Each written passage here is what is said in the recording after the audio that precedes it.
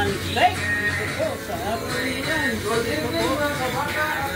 Ito po ang ating niluluto ngayon. Ang tenderloin. Hindi ko alam, tenderloin, ribeye, quarter steak. Hindi ko alam kung saan parte, basta loin yan. Ayan o. So yan, kailangan po natin bigyan ng magandang crust para maging appetizing naman siya. Yan. At ang sikreto niyan, sa pag-grill, yung baro-baro ba?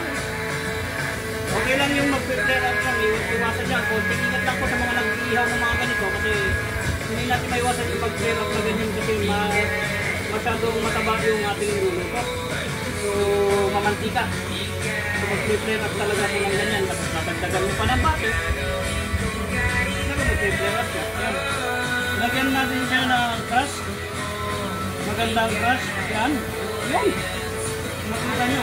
Lagay mo sa kapun para magkalma mo na siya. Yan.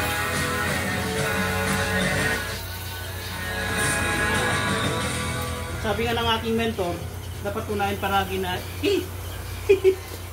ihihawin yung taba. Yan. Kasi pangit lasa pag raw yung taba. Ayan. Yan. Bigyan natin ng konting crust pa. Yan. Kasi ako napasok ko kanina. Tapos pag ganyan na mga kabaka, pag nalagyan mo na ng magandang crust, parang okay naman na siya. Sayang wala tayong thermometer, no? Ayun. Yan. Yan ang gusto kong mangyari. Ayan. Wow. Tapos pagka ganyan mga kabaka, ano po? Para po totally siyang maluto. Talagyan natin doon sa may walang uling and then tatakpan po natin. Tatak natin. Sorry! Sorry!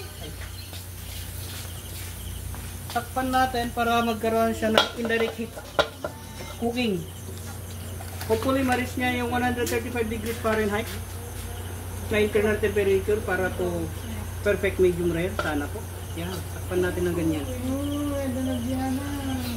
Okay, tayin po lang po natin. Mamaya iiwain natin, testingin natin kung maganda yung pagkakaluto. Yun lang po mga kabaka, magandang gabi.